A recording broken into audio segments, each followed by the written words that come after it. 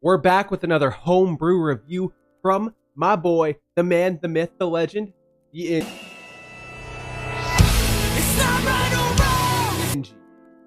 Now, if you don't remember NG, he is my editor. He's also the guy who gave me the first homebrew review. You can watch that right here. And this is sort of a part 2 to that review, as it is Kailo, Dreamer, estimated for level 10 plus. Let's just get right into it. Kailo is a curse user of the Overheaven curse. He can't be healed, curse buffed, or debuffed by any magical means. Attributed to his curse is the Bloodforge ability, the only means of magic he has access to. See below.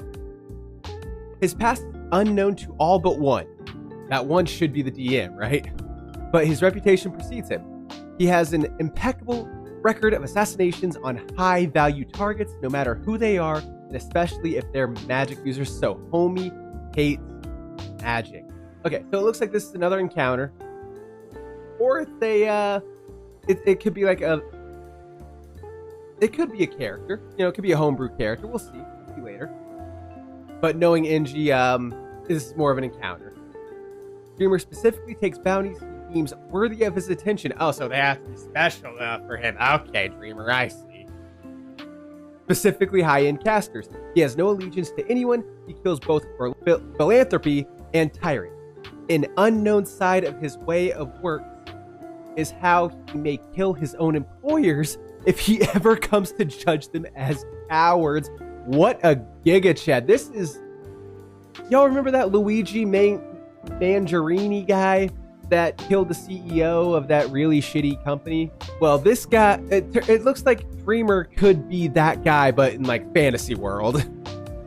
Dreamer values hard work and willpower above all else. Might must be conquered, not merely given. Magic is a crutch, a tool for the lazy to quickly ascend to power, and he despises that. Famously, he has killed a golden dragon all by himself. What a giga chad. Bro, okay. I see you, Dreamer, going around killing golden dragons. But golden dragons are nice. What the hell? Bloodforged. All right, this is the ability that we were talking about here. Bloodforged is a type of blood bending that can only be done by the extremely hateful. In order to practice it, wait, this is what Zero does, right? Making the blood weapon? Yeah, if you don't know Zero, check this one. Check out this video right here. But this is definitely part 2 to that. You can definitely see that's like an appendix to that. In order to practice it, one must have a substantial hatred for something or someone.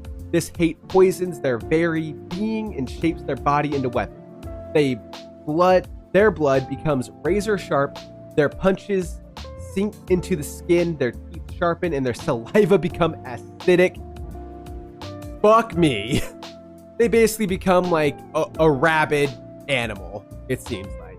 However, the most impressive ability is the ability to bend one's own blood to their will, make it into weapons, binds, whatever shape they please. This makes Bloodforged incredibly dangerous in combat, as even wounding them can prove to be a mistake. This is something where it's just like, if you cut off your arm mid-combat, boom, so big ass sword. Big ass blood sword. Yeah, the blood bending type thing here is very dope. We got a little glimpse of it with the Zero homebrew, and it looks like NG's going a little bit more in depth with it with Dreamer here. Yeah, that is pretty badass how he can just make his own weapon. This is definitely an encounter, not a character that you can play. Attack actions. Whip of the Damned. Dreamer manifests a chain whip of blood from his palm. This weapon has virtually endless reach. However, for mechanical purposes, keep it limited to 30 feet. Or don't. I'm not the fun police. I respect that. Do whatever the hell you want. Make that bitch go in across the fucking world and back around. Why not? Why the fuck not?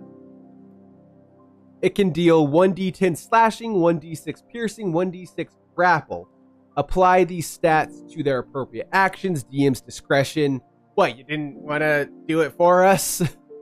Dreamer can choose if he wants to commit a slash, a whip crack, or a grapple. Below are the chain actions. All right, let's go through these chain actions. Slash. Dreamer whips the chain at the target, dealing 5 plus 1d10 damage, has the same reach as the chain itself. Slash X. A lot like Sonic X here. Slash X. Dreamer manipulates the chain so it flies at the target, deals 10 plus 1d10, 1d12 damage. Always crit if it strikes true. What in the goddamn fuck is a true strike with this thing? Good lord. Always crit. So I guess it would just be that 1d12 is doubled, I guess. Recall. If Dreamer has hit slash X previously, he can pull the chain back to him, dealing 5 plus 1d4 damage to the target that was first hit. Like a get over here type thing. Like, bitch, you ain't running from me. Get your ass over here, boy. Whip crack. Dreamer can crack the whip, reducing its range to half. However, within a 10-foot radius of the edge, all players become stunned for 1 turn due to the noise. I'm assuming you have to make some kind of save for that, and it's not just, took your turn, buddy. Grapple. Dreamer can grapple a target with his chain and pull them towards him. This is the get over here. This puts them 15 feet closer to Dreamer, and they're knocked prone. If they succeed on a con versus strength or strength versus con, they can instead pull Dreamer. It's like, no, you ain't got me. I got you. Get your ass over here. This is just a tug of war right here. All right. Not bad. I like these abilities here. The slash, slash X, recall, weapon, whip crack, and grapple. These are all fun little attacks. Again, I think the whip crack needs some kind of save for it. Probably like a wisdom save. Wisdom save or con save, either one. These are definitely more balanced than the 0 attacks were. That's for sure. But so far so good. I'm liking this. I'm liking this little encounter here. Kunai strike. A series of rapid stabbings into a target deals 1d8 damage plus 1d4 piercing damage per strike. Roll a d6 to determine how many strikes there will be. Each strike counts as half a turn. So how does that work if you get more than 2?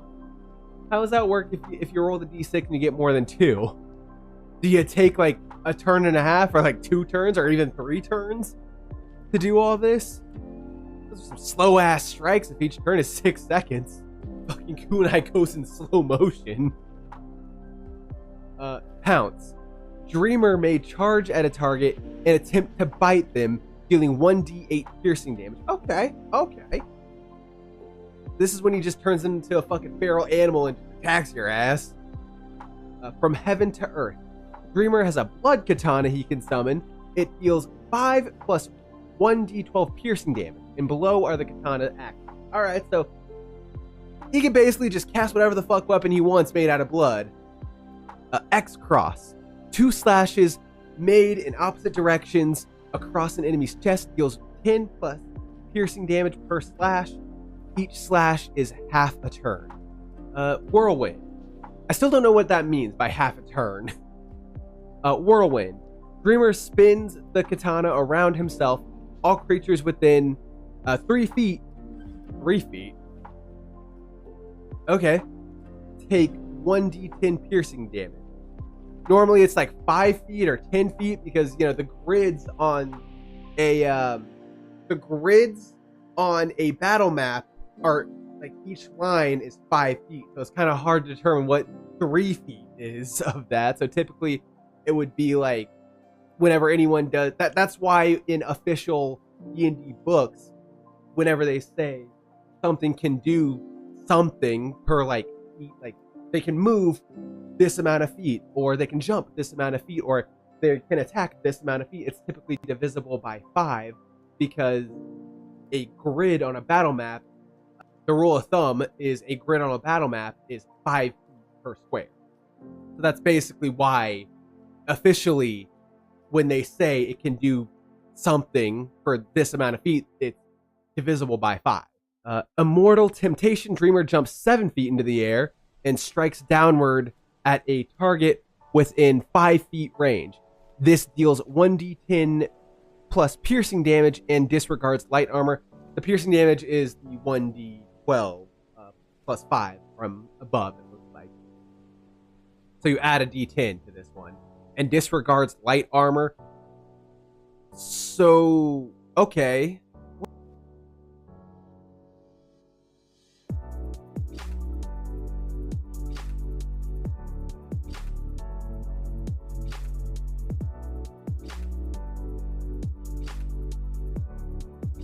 Oh, okay. So the AC of light armor is 11. And then you add your dex modifier to it.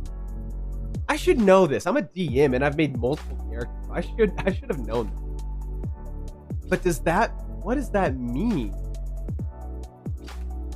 So, wait, does that mean that you only have, if it disregards light armor, does that mean that you just have to beat their dex plus proficiency? Not proficiency. Yeah, your proficiency. That could be a little overpowered. This is definitely something that you need to either balance a little bit more or nerf it a little bit, because this is something that's like, for a wizard, my necromancer that I play only has 14 AC. Now, granted, I guess he can't, or wait, he can't. Okay, so my necromancer can't wear armor, but his AC is still 14, which means he doesn't have light armor, which means this doesn't matter to him. So I guess it would just be you take 1 off of the AC. Okay, now that I've talked myself through it, that's actually pretty cool, because light armor only technically adds just +1 to your AC. So if someone is wearing light armor and their AC is like 16, then you only have to roll a 15 to hit them. So that's actually okay. Never mind. Disregard what I was saying. This is actually pretty cool. This is actually pretty cool now that I've kind of talked myself into understanding what light armor does. It's actually pretty cool. Bonus action. Hateful Blood. If a character has blood from Dreamer on their weapon, he can choose to manipulate it to envelop the hilt of the weapon and spike, dealing 1d4 piercing damage and crippling the hand. Okay, so you would have to inform your player that they have the blood from Dreamer on their weapon. You'd have to inform them that beforehand, or else I feel like this is just kind of BS. Typically, what I would do is if someone gets hit or would attack, I would say that Dreamer would block it with their blood weapon, and now there's a bit of the blood weapon on your weapon. You know, let them know that, so that way their next turn, or maybe before Dreamer's turn, they have a chance to like fling it off. Red Rain. If Dreamer has a large wound caused by taking above 15 damage on a single strike, he can choose to cup his hand around the wound and gather it on his palm, throwing it across the field. The blood transforms into 2d20 calthropes that will transform the terrain into rough terrain, with a 1 out of 20 chance of a player stepping into a calthrop, dealing 1d4 damage. I would typically say for this, like if they end their turn in this area, or if this shit gets thrown into them, then it does however much damage. Or if they end their turn in that terrain, they take that damage again. That's typically how stuff like that works. Like it covers the terrain. If it hits you when it's first there, then it automatically does damage. And then you have a chance to get out of it on your turn, or if you end your turn there, you take that damage again. And as long as you stay in that terrain, you continue to take said damage. It's not really a chance per se, but you could go that route and it could be very fun. And I like how it's like a 2d20 amount. It's not just like a set amount. So that way, the higher you roll for the amount of calthropes, that is like how big it covers the terrain. So I feel like that's pretty fun. Fruits of training. Dreamer can rush to any position at 100 feet moving speed without provoking any attacks and without losing advantages or entering a disadvantage. So he has basically haste. Haste is basically, or I forget what it's called. I think it is haste. I'm actually gonna look this up. Dash disengage. Yes, it can disengage. That's what it is. It has disengage. So it can just move without causing attack opportunity. Move. Does it say what his movement speed is? Does not look like it. Okay. You might want to say what his movement speed is normally. It actually doesn't say for 0 either. What his movement. Yeah, no. Okay, so it doesn't say what his movement speed is. So you might want to give it a movement speed. Typically, with a medium creature, it's typically about 30, maybe 40. So Fruits of Training would give him like double his movement speed without provoking attack opportunity. It basically like motherfucker can just fucking teleport, is what this is saying. So that's fine. That'd be a pain in the dick for wizards though, or barbarians even. Monks are fine. Monks can basically dash up to 100 feet anyway, so that's fine. For a bonus action. Traits. Know what you hate. Dreamer is a magic expert and can know which spells will be cast by a creature by hand gestures or incantation alone. Has an advantage and +2 on any saves regarding spells. Honestly, that seems a little overpowered to give him both advantage and +2. I feel like give him either one or the other.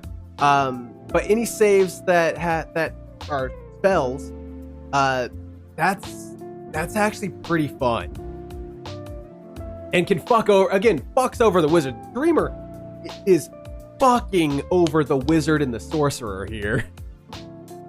But I guess that's what he is. That's what he's built to do, is piss off the wizard. I'm just, like I said, I play a necromancer in the campaign that I'm a player in, and I am just enraged by the thought of going up against this character. Over heaven. His curse, he can't see illusion, can't be affected by charm, fear, haste, or any spell without a physical manifestation. Any way of magically detecting creatures, i.e. blind sight, doesn't detect him. Can see in magical darkness and fog.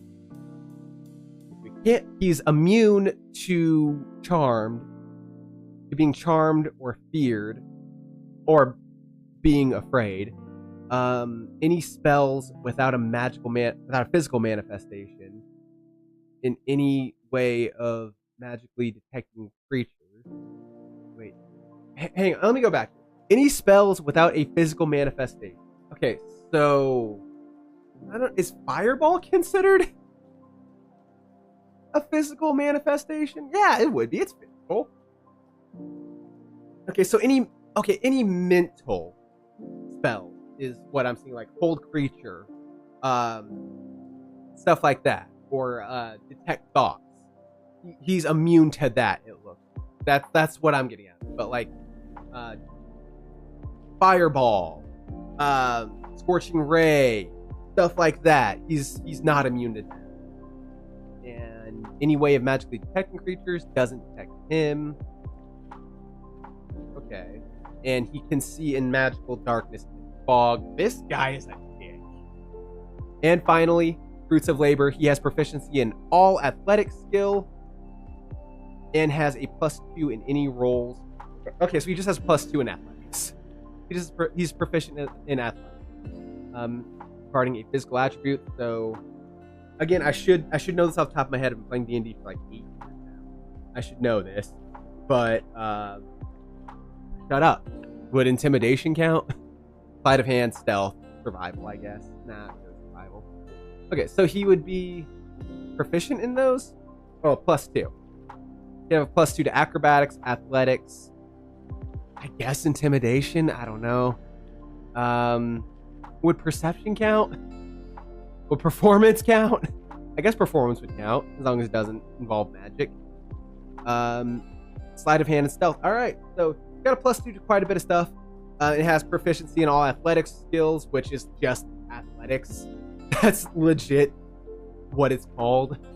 So that is Dreamer. That is Kailo, also known as Dreamer. This guy would be a pain in the dick for any type of wizard, sorcerer, bard, even maybe even cleric, unless like a war cleric, I guess. Like this dude, for anyone who's not a rogue, barbarian, or a monk, or a fighter, this dude would be a massive pain in the ass. And like I said, I'm getting angry just thinking about my necromancer fighting this guy. So I want to end this video now. I'm angry. No, but for real, this is a very fun little boss fight, it looks like. So I honestly recommend this. This is very fun. Yeah, this seems like a very fun little boss fight. And a little fun encounter. Same with Zero. So I'm going to take this PDF and put it down in the description below if any of you guys would like to download it and try to add Zero or Dreamer into your games. And if you would like me to review any of your homebrew items, encounters, classes, characters, whatever, send me a message on Instagram or Twitter. Both links are down below in the description. And if you liked this video, make sure to like and subscribe. I try to upload a D&D video every week. And until next time, goodbye.